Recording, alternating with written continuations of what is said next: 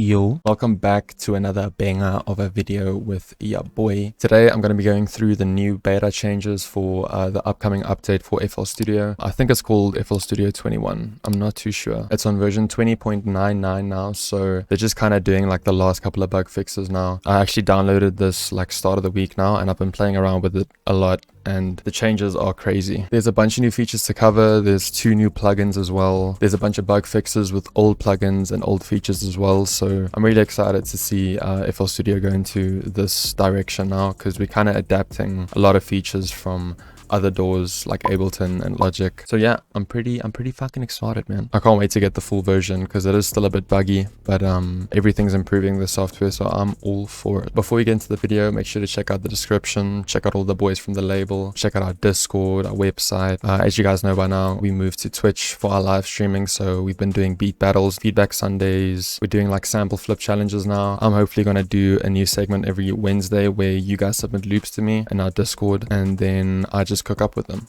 for the whole stream. So be sure to check that shit out. And yeah, without further ado, let's get into the video.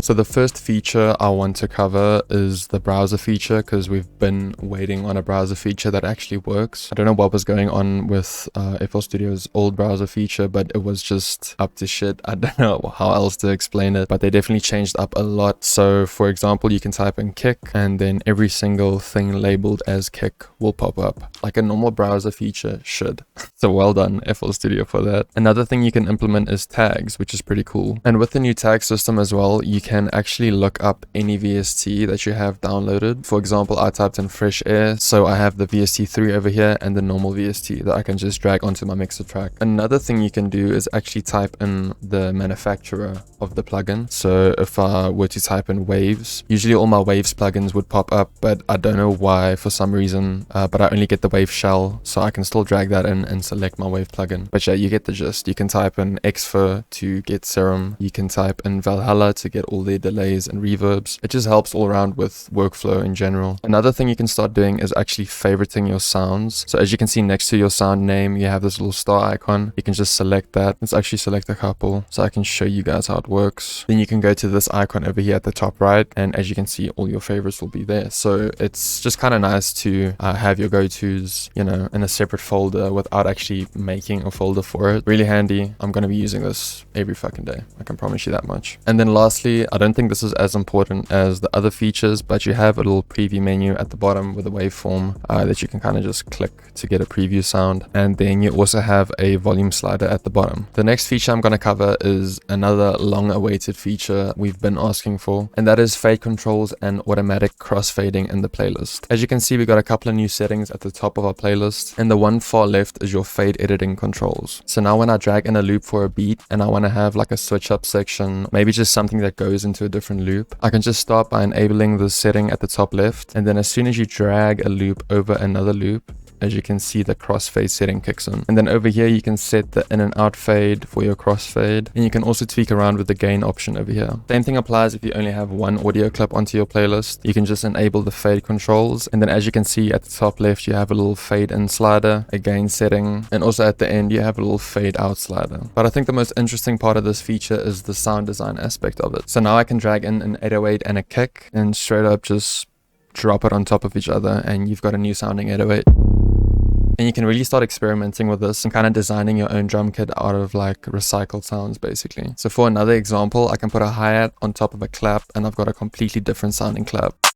So like I said, super fun to experiment with, and now your playlist won't be cluttered up with unnecessary automation clips. So, you know, all in all, good feature. And now moving on to the new plugins, we've got Luxverb, which is FL Studio's new reverb. And since this is the beta, I'm not too educated with these plugins yet, but I'm definitely going to be doing either like standalone videos of them or just like YouTube shorts and TikToks about it. But I've seen some videos on this plugin. It's really powerful. There's a lot of shit you can tweak around with. It definitely gives a completely different sound to any of the other reverbs in FL Studio. So once again, just a good thing to add. And moving on, we have multi-band delay, which is kind of self-explanatory. It's it's a new delay plugin, but you can actually have a certain amount of delay or panning or even volume automation on specific frequencies in your sound. So really unique. It kind of reminds me of EQO. It's another stock plugin from FL Studio where you can kind of do a similar thing and play around with the different bands of the frequencies. But this plugin is definitely way easier to understand and also just sounds a bit better. So I definitely advise playing around with this. But like I said, you have a bunch of different bands on a bunch of different frequencies, and you can tweak around with the delay, the volume, and the pan. Like I said, not too educated on this. I just kind of know the idea of it, but I'm definitely going to be covering this in future videos, so stay tuned for that. Another cool feature FL Studio will be bringing in is themes, which is really interesting because we've been trying to figure out how to, you know, customize your own FL Studio, and it's usually through some shady website or some weird software company that you can't really trust. So this is not as important, but definitely still cool to have this. Like I said, we've been asking for this, so yeah, once again, good stuff, ImageLine. And I'm just kind of going through the new beta thread at the moment, and they constantly update this thread as well.